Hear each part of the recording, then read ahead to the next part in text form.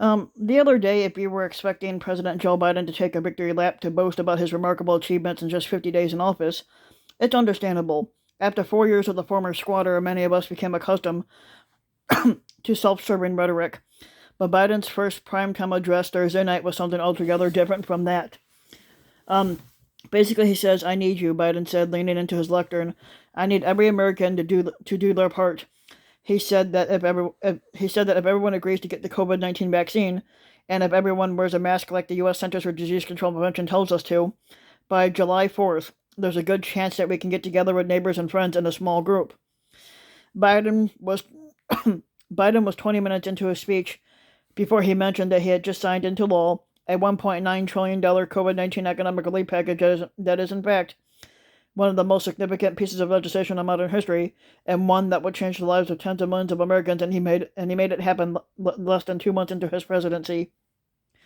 Instead of a self-serving, boastful address, he offered a moving, compassionate, and at the same time uplifting and inspiring speech, acknowledging the losses that we've all suffered, and not only the more than 500,000 deaths in the pandemic, and not only the millions of jobs lost, but of family events foregone, but very simply the loss of living. But then he drew attention to the progress that we made, and he announced a stepped-up program of vaccinations, with all adults becoming eligible for the vaccine by May 1st.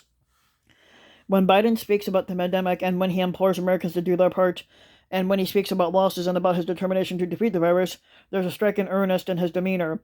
He promises to tell the truth, but we've all learned to become cynical, skeptical politicians. But Biden sounds, as he might say, like the real fucking deal. But listening to this brand new president, watching what he has done so far, it's impossible not to wonder how many lives would have been saved if the United States had a reasonable, competent, stable president when the coronavirus had first struck, and how many who died would be alive today. It was exactly 1 year ago that the pandemic was declared, and 1 year ago that the former squatter gave a national address that was filled with lies, empty promises, and incoherent information. And what followed was our excruciating dystopian year, during which the worst public health challenge in a century overlapped with the narcissistic, incompetent squadroncy. As a result, the United States became the epicenter of the global pandemic, and with more cases and deaths than any country on Earth, and despite having the most advanced medical facilities, some of the world's top scientists, and the greatest economic resources, Americans lost truth in government. Even the advice from the experts was manipulated for political ends. Now Biden has put Americans' resources to use, and the results are tangible. The United States will have administered more than 100 million shots of the COVID-19 vaccination by Friday. Um, then there's the massive $1.9 trillion coronavirus relief package, and the American Rescue Package, a bold piece of legislation that economists say will not only turbocharge America's recovery, but it would give it such an impetus. Um, it would give it such impetus that it would boost economic growth around the world, and for the first time in many years, the U.S. economy could potentially grow faster than China's, according to the St. Louis Federal Reserve president. But more importantly, beyond economic statistics, the measures within the bill are expected to slash the country's poverty by about a third, and it would put small businesses on a stronger footing and help local governments become more solvent.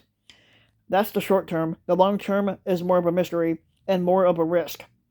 This is a grand experiment, but will growth become self-propelling, long-lasting, and smooth, or will the economy overheat and bring such a high inflation? Will the large budget deficits cause interest rates to spike? And it's worth noting that the Republicans officials agonizing over the deficit had no such anguish when Donald Trump's 2017 tax cut cost about as much as Biden's rescue bill.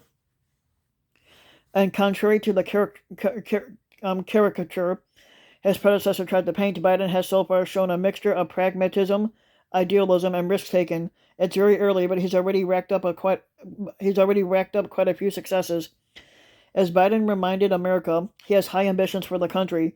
Defeating the coronavirus is the first order of business, but there are others, perhaps more difficult challenges.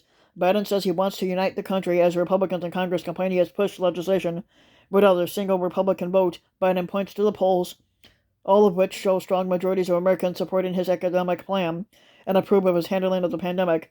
National unity, he called it, isn't just how politics and politicians vote in Washington. Unity is what we do together, as all fellow Americans should do. This pandemic is far from over, but thousands of Americans are dying every week, and tens of thousands are still becoming ill every day. but the trajectory now is a different one. The worst of dystopian days is behind us. History, Biden said, will record that we faced and overcame one of the toughest and darkest periods in this nation's history, the darkest that we've ever seen it. But now there is light and hope of better days ahead. If we do our part, this country will be vaccinated soon, our economy will be on the mend, and our kids will be back in school. Although he had so much to brag about, Biden did not come about to praise himself. He came to ask for help and to boost his country's spirits. This country can do anything, basically, he declared, and hard things, big things, important things. It's early in his presidency, but he sounds believable.